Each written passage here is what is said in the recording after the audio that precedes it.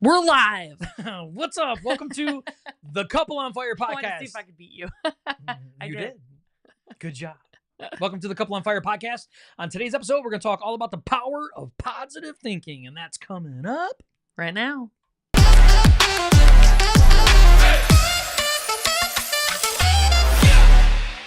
I'm used to having longer. And a new intro to go along with it. We decided that the other intro was way too long. So yeah, I could usually like run and get a drink or something if I forgot something. Not anymore. Now she has to keep herself on her own toes. So if you never joined us before, we are the Couple on Fire podcast. We like to talk about all things faith, family, and future. We are a Christian podcast. We are not Bible scholars, okay? We do the best that we can. So don't hold our feet to the fire. We really do the best that we absolutely can. We try to honor God and his word the best that we can with everything that we talk about. We like to talk about lots of different types of topics on here. Marriage, family, individual growth, spiritual growth, lots of really awesome things. So today we're actually going to be talking about the power of positive thinking. If you haven't joined us before and this is a show you think you'll want to hear or watch, you can head on over to our Facebook or our website, joshandchristy.com. That's Christy with a K and a Y. Actually, if you just Google Josh and Christy, our website comes right up at the top. It's easy to find. So there's all different types of platforms on there. We have audio, we have video, we have lots. So if you're watching it right now, just hit the share, subscribe button, and you will be updated each week that we post new content. Okay? All right. So the power of positive thinking. Before we dive into that, what's on your mind? So I actually don't think about that until you're about to ask me, and then I'm like, oh crap, he's about to Yeah, I ask saw me. you go a little squirrel on that. All of a sudden, you're like, "Ooh, what's up?" So it was Memorial Day weekend, so we hope everybody had a great Memorial Day. We do. But we went to Frankenmuth in Frankenmuth, Michigan by us. So every Memorial Day weekend, they do hot air balloon. Hot air balloons. They're not just hot. They have air in them too. Hot air balloon launches.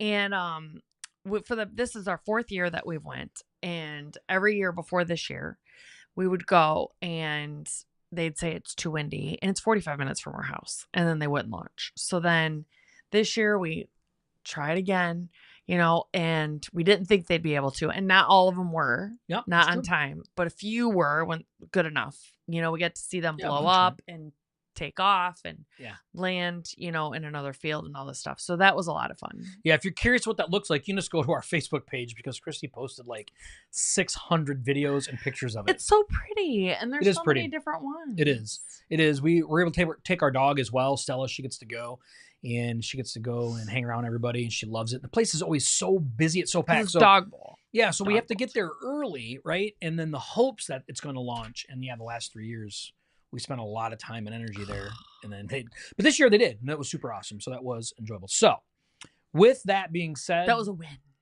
It was great. It was a good weekend. It was really good. Yeah. So the power of positivity and positive thinking. That's what we really want to talk about. And there is a lot of value in that. So we have 4 points that we'd like to make today. If you want to stay to the very last point, we think it's probably the best of the 4. Yeah, so we did that on purpose. Stay tuned. That's right. Keep you locked in. Or if you're watching it later, you can just fast forward and look at it. Oh, okay? My goodness. All right. So the power of positive thinking, right? So number 1, the very first point we have for that is the science behind positive thinking. Yes, there's a science behind positive thinking. Which I'm glad that there is. Okay. I just want to start out with that because I start to talk to people just verbally about changing their mind about things because it changes their perception. And yeah, we need to pray too, because God will change our perception on things as well. But we have to be conscious of where our thoughts are. We have to think about our thoughts. Mm-hmm. And just this morning, I got up, got ready, did everything. And then I went out in the living room to sit down to do my devotional. And I started praying and I'm like, oh my gosh, I haven't been paying attention at all to my thoughts this morning. Like, what have I been thinking? And then I tried to go back and be like, what was I thinking about the entire time in the bathroom that I was getting ready to make sure that I'm setting myself up right for the day? And if you start talking to people about this stuff, usually it's the pessimist. They'll be like, whatever, I'm a realist. But there's so many studies that have been done to show if you can change your perception on things and have a positive outlook on it, then it changes your body chemistry. It changes your life. and it changes the trajectory of your life because you're going out into the world with, positive energy. Mm-hmm. And there's a ton of science behind this, right? So if you want to get on and do your own research, you're welcome to do that. We have a couple different studies we just want to bring up to you real quick. There was a study done by a Dr. Barbara Fredrickson. She came up with this theory. It's actually called broaden and build. It actually suggests that positive emotions broaden our sense of possibilities and open our minds, which in turn allows us to build new skills and resources that provide value in other areas of our lives. That's the thing that's awesome about science is they're able to do broad studies over lots of years and be able to say, hey, there's connections between having a positive mindset about something, how it can impact other parts of our lives. And then Harvard, of course, we can always trust Harvard. Right? Harvard study on optimism and heart health. And this research really talks about, people with a positive outlook had approximately 50% lower risk of experiencing an initial cardiovascular event compared to their pessimistic counterparts. And honestly, mostly they say that men are more pessimistic than women are. And guess what? Men die before women. So, but I mean, think about this really quick before you move on to the next study really quick. Yeah. If you believe in the 4 chemicals in the brain, there's oxytocin, dopamine, serotonin, and there is a 4th. There's 4. But if you, the chemicals that your brain disperses. Yeah, if you know it, put it on there because I'm curious. Yeah, it's oxytocin, dopamine, serotonin. Oh, you said, there you go. Oxytocin, serotonin, dopamine, and I can't remember the other one. Okay. Yeah, we can't remember. That's okay. Did you remember 3? I thought I had it and then I didn't have it and it eluded me. But it is true. Like you change your thoughts and it changes the type of chemical. Oxytocin, serotonin. What did I just say? Dopamine. I already said dopamine. Yeah. Oh man, I was thinking I didn't. I'm like dopamine. That's the one. I know that's what we keep doing. Oxytocin. We got to move on with dopamine. this. Sorry, I'm looking it up. Do your last study. Okay, so with Christy looking that one up, right? So we have the third study was something called Impact on Longevity. It's a study published in the Proceedings of the National Academy of Sciences that found that individuals with positive attitude towards aging lived an average of 7.5 years longer than those with negative attitudes, which means that if we're willing to have a positive attitude, it actually increases our livelihood. It increases actually the chemicals in our body, which is, name the 4. Name the 4. So mad about it. Dopamine, serotonin, oxytocin, and endorphins. That's why, because it doesn't really sound like it's a real thing. But this is the actual thing. Endorphins are released by the pituitary gland, the hypothalamus, and endorphins are natural hormones that can improve mood, lower stress, alleviate pain, enhance well-being.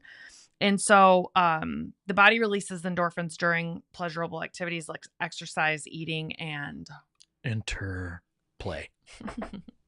Yeah. I don't know who's listening.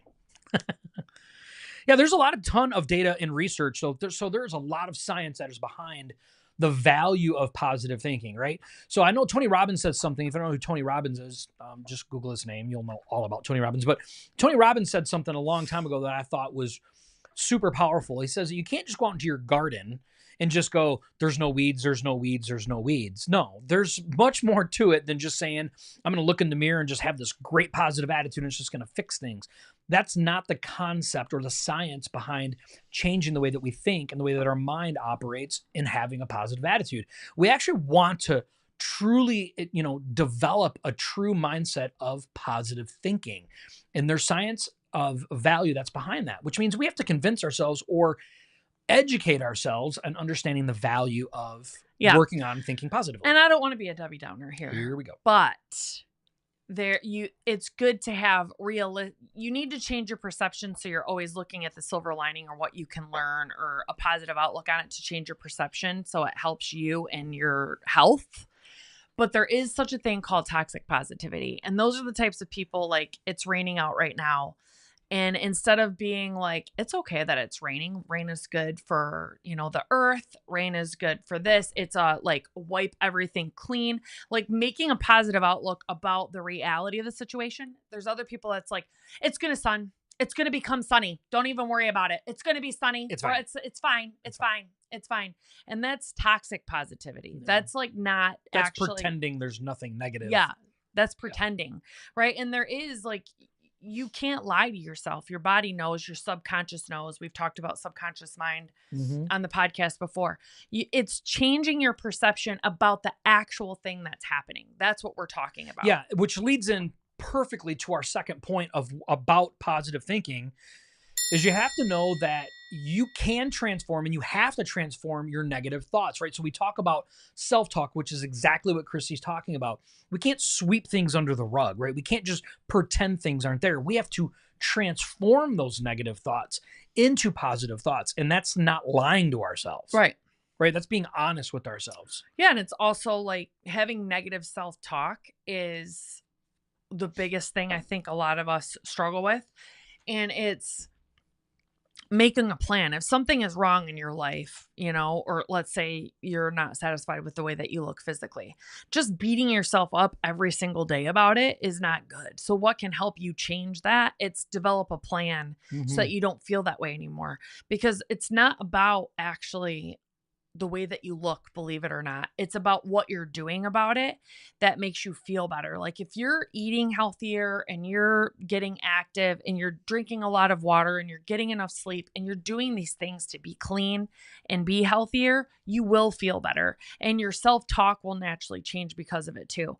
But just walking around and like beating yourself up all the time about something is not the answer. Yeah, I think like losing weight is like a really good one to talk about, right? So let's talk about like the majority of Americans, right? We all want to lose weight, right? We're like the most obese country. The majority, yeah. Right? The majority, right? Not everybody, but the majority, right? And so over the years, it was like, if I'm not dropping pounds on the scale, then things aren't changing, right? And we kind of develop like this negative attitude about losing weight. Well, the world we've gotten better understanding, like it's not necessarily about the pounds that make the difference, right? You can lean into not weighing yourself every day and saying, do my clothes fit better? Do I feel better? Right? And understanding that we're not lying to ourselves about whether we're losing weight or not, but we're reworking the way that the negative thought works within ourselves and say, hey, is there another way that we can look at this whole scenario to create more of a positive outlook to getting healthier? Not saying I want to lose weight, but I want to be healthier, because let's be honest, if you get healthier, the result of getting healthier will be automatically that you're losing weight, right? And so I think that's a way that we can kind of transform the way that we have our negative thoughts in our heads into more of a positive thing. And yeah, we have a couple different techniques that we've looked up that actually help with this restructuring of negative thoughts. So cognitive restructuring, right, is one. This involves identifying and challenging negative thoughts, right? So for example, I always fail. And then we restructure that into, I may not succeed every time, but I learn and I grow with each attempt, right? And Christy kind of talked about that earlier, where, we can alter the way that we think about the thing, without lying to ourselves or without being delusional about it. And I think it's super important that we do that. We learn how to, in our mind, reconstruct those thoughts. And then mindfulness and meditation, right? Prayer. You mentioned that earlier, how powerful prayer can be, meditating on God's word, saying that, I'm made in the image of God, right? I'm made perfectly in the image of God, not that I'm worthless, I have no value, right? And we can meditate on that. We can actually pray and talk to God and actually meditate on that. And then having a thought diary. I think this is powerful. We put down our thoughts, and at the end of the day, of all these negative thoughts, and then we look at those and we say, okay, how can I turn these into positive statements instead of negative statements? And it's kind of like memorizing Bible verses, right? And so when something negative, when you feel like this negative thought that's coming up that you've wrote down so many times and you have a replacement for it, now you can repeat the replacement and have that in its place. And I think there's a lot of power in that. There is, because especially with prayer, because God does soften our heart about things. He changes our perception about things. And that is what the Bible says. The Bible says that God will, renew the renewing of our mind. The more that we continuously read the Bible and are in prayer and meditation, he will continue to renew our mind. We're asking him for wisdom and discernment and these things. But I think it's also being self-aware of your self-talk. So it's like, I like this little picture meme that I've seen before. That's like, it shows a guy like leaning on a shovel, like on a piece of property just out in his lawn. And it's like, God's not going to dig the hole for you. Like he'll give you the things that you need. Like he's providing the shovel for you. He's providing an able body to go out, dig the hole, but he's expecting you to dig the hole. And it's the same with your self-talk. It's a lot of people don't want to face it. A lot of people don't want to have that hard conversation with themselves by saying like, oh, I don't say that, or I don't do that, or I don't think that. And it's like, you do face it, change it, and then talk about how you can reframe it or restructure it. Like if I am constantly beating myself up about my weight or about this or about that, what else can I focus on too? Like besides just that's very internal focused. So how can I restructure that thought process? But why am I focusing on myself so much? How can I focus on giving back? Who can I make smile that day? What things can I be thankful, grateful, like all of these things, but who else can I reach out to and make a positive impact on them?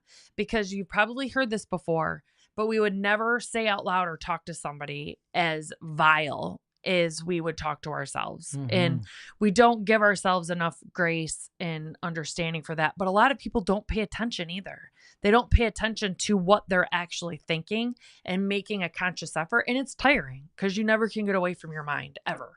So it's like, oh my gosh, I don't want to think again about what I've been thinking. It's just like, I wish my mind would shut off.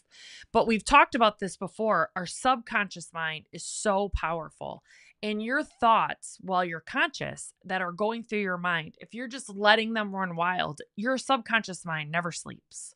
So when you go to bed, your subconscious mind is still on, it's still functioning, it's still doing these things, and it really does plan out what you're telling it it's going to do. If you're talking all the time like, I'm in pain, I'm in pain, I'm in pain, I'm in pain, I'm in pain, you're going to be in pain.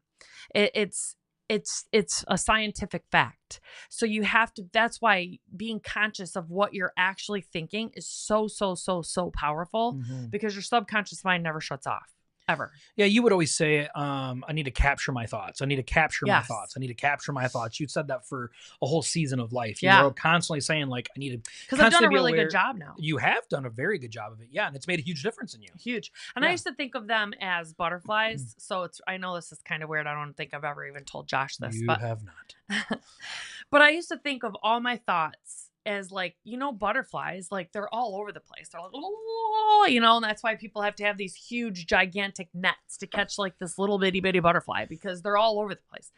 And so you have to sit still, number one, if you really want to get deep. You have to sit still and let the butterfly land on you. But regardless, if we don't have time for that, right? I didn't picture them as butterflies, and I would have to capture it in my hand like this. And I'd have to be like, you are not going to think this way. You're going to think this way, all of that. And there was specific things that I was constantly negative talk, not even about myself, right? It's just, I would wake up in the morning, I'd be like, oh my gosh, I'm so tired. I have to go to work again. Why do I have to work? It's so not fair that I have to work and pay these bills. Like, why can't we just live like we used to back on Little House on the Prairie and like just have, and I would go through this whole negative thing in my mind, and it's not that way anymore.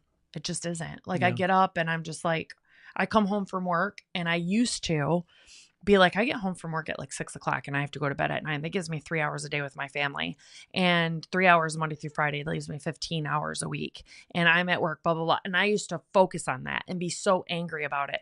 And now I'm like, how present can I be within these hours of 6 to 9? Like, can I sit down with one of my sons and watch a show that him and I both like to spend time together? Can Josh and I, talk about our podcast or talk about things that we're going to be doing? And it's not about the amount of time, actually. It's about the quality that you do with it. And my life feels so much more fulfilling, and I don't have any more time in it. And we have a lot more responsibilities than we even did back then. Yeah. And my life actually, like me, I feel like my life is so full and great, and we're spending more time with family, and we're more present with each other, and all of these things. And it's probably nothing's changed, just my outlook on it. And I think this is awesome that she just went through this entire thing to tell everybody, because this is an example of how you can transform negative thoughts into positive thoughts. And it truly doesn't necessarily even have to, your circumstances don't even have to change for the way that you feel about them or relate to them. And I think that's awesome, if we're willing to put in the work to transform those negative thoughts. That's number 2. Number 3. Number 3 is we have to learn how to cultivate gratitude, like truly cultivate gratitude. in our lives. I love this one. This is one of my favorites. Tell us how you love it. I love it so much. But it is, what can you be grateful for? Because I think that in and of itself, besides prayer, of course, but if you want to have an actionable item that can instantly start changing the way your thought process goes right now, it is focusing on what you can be grateful for every single day. And if you start your day by saying, thank you so much, I woke up, right? And then you start looking throughout the day, what can I be grateful for today? I can be grateful for the rain, or I can be grateful for my car. I can be grateful for my husband. I can be grateful for my friends. I can be grateful that I can hear the birds. I can be grateful I can see the colors of the world. I'm grateful for I didn't lose my foot. You know, I'm grateful for all of these things.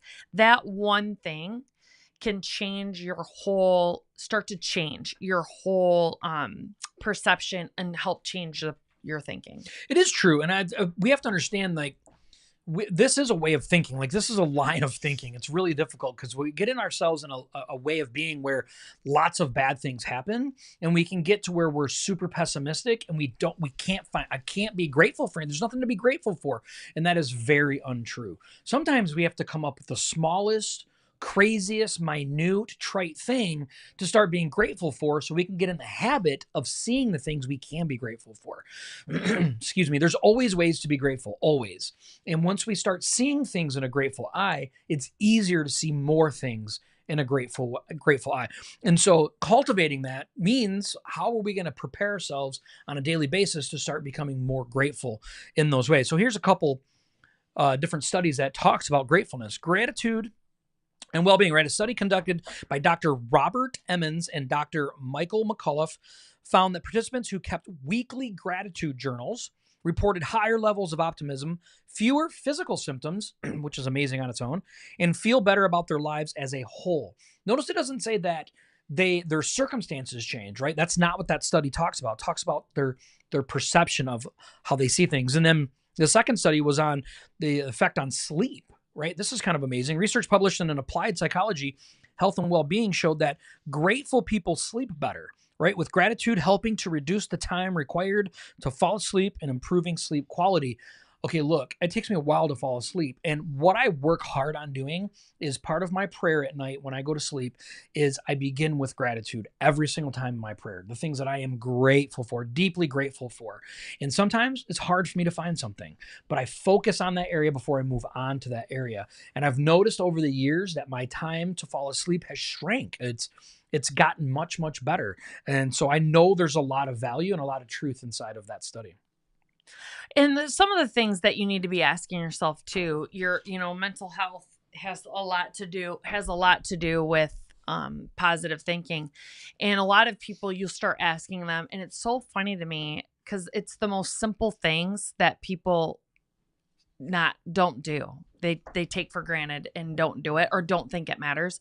But getting enough sleep, drinking enough water, eating healthier, exercising, making sure that you're vertical, getting walks in, things like that every single day, surrounding yourself with positive people. So it's very, very important. You are going to have a very, very hard time changing your thought process and being able to be a more positive thinker if you're surrounded by negative Nancy's, is what I like to call them.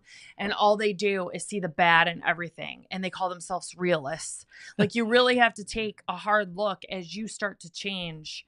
Them people are going to start to rub your soul wrong and just feel icky to you, because it's like, have you ever walked away from somebody and you feel absolutely depleted when you leave them? It's because they've sucked everything out of you by the time you leave. And it's every single time. Every once in a while, everybody has bad days, right? But if every single time you're around this person, you walk away and you are just completely drained of all of your energy, that's a person that's sucking the life out of you, because they're not a positive thinker. And it's just it's taking everything in you to remain positive just being around them. So I just wanted to say that. Okay. But the other thing that I wanted to say is the one verse that you and I were talking about. I have it. You want me to pull it up? Oh, yeah. The one, is that the one you're talking about? Yeah. This one? Philippians 4:8. Yeah, You want to read it? Yeah. You want to read it? Yeah. Now, dear brothers and sisters, one final thing. Fix your thoughts on what is true and honorable and right and pure and lovely and admirable. Think about things that are excellent and worthy of praise. So Paul is guiding the believers to focus their thoughts on virtuous and praiseworthy things, emphasizing the power of positive focus. And the Bible, like, God knows what he's talking about. Like these things, when there's scientific evidence backing up the things, and then you can actually take biblical scripture and align it with it. God's already been telling us about this for years. You know, we already have at our fingertips what we're supposed to do. Yeah, I mean, the war ultimately, and you'll hear about, if you you hear enough sermons in the world, you read enough books, the war begins in the mind. And that means it's a very individual war that we have going on, right? Those wars are against ourselves, and we have to make some choices within inside of our head. What are we going to make a choice of, right? Are we going to lean more into the pessimism and the stuff that's easy to fall into, the sinful way of thinking? Or are we going to fight against that, head upstream, start creating some new habits, and start being more grateful and start seeking things out to be intentionally grateful about and positive thinking about? And so there's a couple of practical tips with the grateful thing, right? So gratitude journal, we talked about that a minute ago, right? So you can make sure that you write down 3 things every night that you're grateful for, right? And that way you can always go back through and you can reread these after the week's over, you know, and try to think of new things every day that you're grateful for, so you're not repeating the same 3 things, because it doesn't has as much impact on you.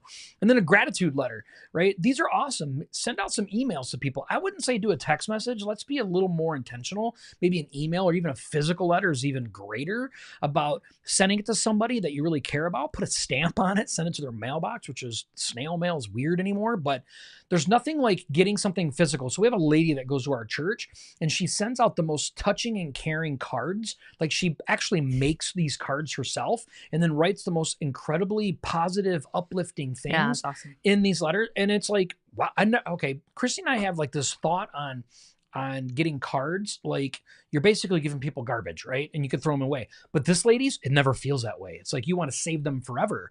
And there's a lot of value in that, and doing that for somebody, you know? So offering that up is not only just to give them give them something awesome, you know, it also gives yourself something, awesome inside, you know, being grateful that way. Yeah. And the Bible talks about too, like, oh man, I don't remember what the verse, I should have looked that one up too, but it talks about everything that comes out of the mouth is flowing from the heart, right? So, and then the one verse that you and I had looked up before we were talking about is Proverbs 4:23, that says, above all else, guard your heart, for everything you do flows from it. And that's so true, because then there's a Bible verse, it's in Matthew, that says everything that, basically, I'm paraphrasing, but everything that comes out of your mouth basically is flowing from the heart. And that's why God is saying to protect your heart above all else too. Like, and that's what gratitude does. Gratitude changes your heart. Prayer changes your heart. These things change your heart, and that will help change your mind, which it's so important. The people that you hang around, the things that you read. You and I have done a podcast before. I don't know if this was the whole podcast, but it was a portion of it that we talked about. We became so intentional about the things that we were looking at, listening to, and saying, because it has such an impact on us. It does. On people in general. Like, you have to guard your ears, you have to guard your eyes, you have to guard your mouth. All of that. Yeah, you do. And for our final thing, which, you know, wraps this whole thing up really, and makes how, you know, we're supposed to be good stewards of what God gives us in this world, and that includes our minds, right? And so for our 4th thing, we want to talk about the actual ripple effect of positive thinking, because there's a huge ripple effect with positive thinking. Whether you're impacting other people or not, you are impacting other people. You just are. And there is a ripple effect that happens from that. Yeah. And I mean, think of Pay It Forward. So think of what a huge movement. I mean, there's a whole movie about that concept, Pay It Forward. The little boy dies though, so it's sad. But that movie, it talks about paying it forward. And you think about that when you go through a drive. I know that has changed my whole day before I go through the drive-through line and people are paying it forward to other people. That can change the trajectory of someone's day. or life, depending on what it is. You don't know what people are going through. But one of the most positive people that I know around, he's not with us anymore, but his name was Zig Ziglar. So if you don't know who Zig Ziglar is, I would look him up too. But one of his quotes are, "You are what you are, and you are where you are because of what has gone into your mind. You change what you are, and you change where you are by changing what goes into your mind." And that's a Zig Ziglar quote. Mhm. And he has hundreds of amazing quotes that you could look up by him. But changes your family dynamics. It's what you're creating your kids to be. Like, are you creating your kids to think like, oh my gosh, the world owes me, or I am so beat down, or I'm so this, I'm so that, and screw the world, and the man owes me, and all of these types of things? Or are you teaching them to go out, work hard, be a good person, and make a positive impact on society? And I love that you brought up Zig Ziglar, because his line of thinking always has been and always will be, our circumstances don't change until we change. Yeah. Right. And we always think I'll change when my circumstances change, right? Once this awesome career job comes available, then that will change my life. Or once I have the greatest relationship, then that will change things. Or once my kids stop acting the way that they act, then my life will change. And the ultimate reality of that is all wrong. Mm-hmm. Once we change, all of those things will change. And then I tell people when they first start coming to church, you're making a generational change. None of your family goes to church. What you're doing right now is you're doing something that's going to have a ripple effect generationally, right? You're not just making a change that's going to impact yourself.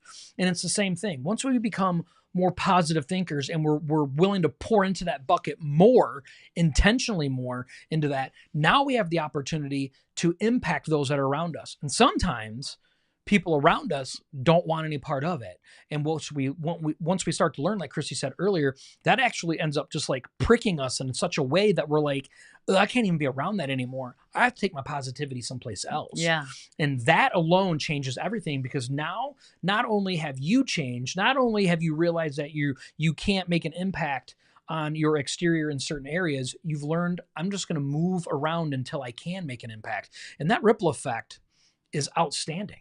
And then all of a sudden somebody will say something one day to you and you'll be like, oh my word, I didn't even know you noticed that. I didn't even know that you even seen that, or you even think that about me. Like, I would have never known that. And, that's God's little gift that he gives us, through someone else. But the positivity that we're willing to produce because of our own line of thinking can change the world. Honestly, it can, because it can change each individual person and then have a ripple effect. Well, in our society, I mean, I've had somebody at church before that I had ever even really talked to come up to me one day and be like, I just love seeing you at church because you're always smiling. And I don't feel like I'm always smiling. Right. And so that's a positive thing that someone could tell us. But the thing, Zig Ziglar used to say, check up from the neck up. Yeah. Is what he used to say. And I liked that a lot, because he would talk about it's between your ears, that's where the battle really is. It's between your ears. And you have to make sure that you're constantly doing a checkup from the neck up, because that is what's going to change your life. Nothing else. It's not going to be you complaining about things or anything else. It's going to be what you can do to make your life different. Yeah. And it does ultimately go back to like, okay, what are we putting into ourselves, right? What are we drawing into ourselves? Who are we surrounding ourselves with? And it's allowing, gatekeepers, or are we gatekeeping our ears, gatekeeping our eyes, our mouth, like Christy said earlier, what are we allowing in? Because sometimes we're like, what, doesn't matter how positive I am. I can't seem to be more positive. Like, it doesn't do me any good. Okay. But are we checking our surroundings and saying, okay, what are we allowing our mind access to? Are we intentional about listening to things that are encouraging, that are forcing us to grow in a positive way? Are we doing these things to do that? And I would say 9 times out of 10, no, we're not doing that. We're not willing to give up or change those exterior things and still allow them to have access to our mind. Then yeah, you're always going to fight a battle that you're probably going to lose, because we're not strong enough in that sense. So there's a couple studies that was done that I thought was pretty powerful. There's research by Cameron Bright and Kaza found that organizations, right? Organizations with positive leadership practices such as recognizing and celebrating success, which Christy's been part of organizations where there's like, if you're doing something wrong, I'll let you know, right? Which is sad. Encouraging positive communication and fostering supportive relationships had higher levels of employee engagement, productivity, and satisfaction. I mean, does that surprise you? Mm-mm. No, it doesn't. It's once we're cultivating that, and who is the guy that has the big TED Talk? Simon Sinek. Simon Sinek. If you guys don't know Simon Sinek, we've thrown a lot of names around in this episode, but Simon Sinek is another one that he talks a lot about that, about how we treat our, employees, or, our elbows, our north, our south. The guy from Virgin Mobile, he talks about that too. Talks about the guy from Virgin Mobile, Richard. Yes. Richard Branson, I think his name is. Yeah. And then emotional contagion, right? Studies suggested emotions can be contagious, which we all know that's true, right? A study published in the Journal of Psychological Science found that people's happiness depends on the happiness of others with whom they are connected, indicating that happiness spreads through social networks, but so does negativity. So what are we doing to help our positive thinking? How are we being advocates of our own self to put ourselves in a position to win when it comes to, being a positive thinker? Because the power of positive thinking is so much grander than we give credit for it. We have to be willing to focus on the things that make a difference inside of our own minds. Not everyone's going to agree with the things that we do to create a form of happiness inside of ourselves with that positivity. Not everyone's going to agree, but it doesn't mean that we shouldn't stop focusing on those things. What you got? So another name, Les Brown, he has a book called The Power of Purpose. That is one of the best books ever because he talks about how changing your mind. It's a great book. We've listened to it each probably like 4 or 5 times. Yeah. But he talks about like you change your outlook on life and everything else. But just because you change your outlook doesn't mean if you don't park, you're a positive person. If you park your car in a bad neighborhood, it's not going to protect it from getting broken into. Okay. That's not like everything good's happening to you. So you're positive. It's how can you be positive, or how can you thanks. Yeah, I'm gonna do this. Hopefully this helps a little bit. You said Tony Robbins earlier too. Oh yeah, Tony Robbins too. So I'll put that on there. How can you, the Bible talks about this too, like you're being nice to everybody that's nice to you. Even the tax collectors and pagans and all of that are doing that. But how are you being towards the people that are not nice to you? It's the same way with negative circumstances. Like, are you capable of having positive outlook on life and being happy when everything's going awesome? Yes, of course. Everybody can, Right. But how are you? Life is hard. And our society does kind of breed, you need to have something wrong with you, because someone can come up and be like, how's everything going? And you're like, good. And they're just like, you don't have anything? Nothing? And you're just like, great. No, I mean, life's fine. Life's good. Like, normal stuff, work, family, but nothing like major. And then it's like people want to kind of make you feel like there should be something. And I have a hard time anymore. Like, yeah, there's some bills and there's this, there's that, but I don't think about those or focus on those. And if you get around some really positive thinkers, they're not going to have all these things that they want to talk to you about. Yeah, we need prayers. Yeah, we have things that are going on in our life that I want to ask my prayer warriors to pray for. But to just sit around and say, well, I have this going on and this going on and this going on. Like, no, Woe is me. Not doing it. Normal stuff, keep praying for my kids, keep praying for the future, but everybody. That's, to me, is like everybody. Yeah. And I do feel like our society kind of breeds that victim type of mindset. Everybody says that everybody should go to therapy. And I do feel like that. I mean, we all have some things that we need to heal from our childhood. I think that's true. But that doesn't mean like you have to continuously continue to go to therapy for the rest of your life and constantly be like revisiting or looking for things that you need to go to therapy for. It's okay. Life is not perfect and it's never going to be perfect. And how can we get a positive mindset because of that? Yeah, in spite of that. I mean, Tony Robbins does say, right, another Tony Robbins thing, but, we always find what we're looking for, and that's the truth, because we do. If we're looking for things to be upset about, mad about, negative about, we will always continuously find those. That doesn't mean that we have to lie to ourselves, right? I want to keep saying that, right? That's not the idea here. The idea is to cultivate this level of positive thinking in our lives. How are we doing that? There is power in that. It is a muscle. We do have to work it out. We do have to get better at it. We have to put ourselves around more positive people. We have to do all these things. And eventually what ends up happening is we have a better outlook on things. It doesn't necessarily mean that our circumstances are great or everything's wonderful all the time. But like Christy said, we're not going around telling everybody all the time that everything's not good. We have specific people that are like, hey, because I have a hard time thinking about them because I don't think about them. Right. You're my close-knit group, right? You're my life group. And, we, once a month or once every other month, we're like, hey, what's everybody struggling with right now? Yeah, we got a few things that we're struggling with. Great. Let's talk about it. Let's share it. Let's cry about it. Let's pray about it. Yeah. Kind of thing. And that's much more healthy than saying, I'm just walking around all the time, worried, concerned, and negative all the time. And it's very, very different. It's a very different thing. So there's a lot of power in positivity. We dumped a lot of stuff inside this podcast episode. Maybe you might want to go back and rewatch it to dig through it. We did put some names that are on the And there's so much more that we could put in there. This more. Is just like grazing the surface. Scratching the surface. So the power of positivity. All right, if you guys have any topics or anything you want us to share about, if you have anything to add to this, please make sure you do it in the comments. People do go back later, rewatch, and reread. So make sure that you do that. Also, if you haven't yet, check out our new website, joshandchristy.com. That's Christy with a K and a Y. And you can just Google Josh and Christy. Like I said earlier, you can do that. And you can check it out. You can subscribe to all the different platforms that we have. You can do listening. You can do watching, whatever works best for you. We want to thank you guys so much for being here. We're here each week live every Tuesday, 7 p.m. Eastern, and we will see you guys next time. Bye.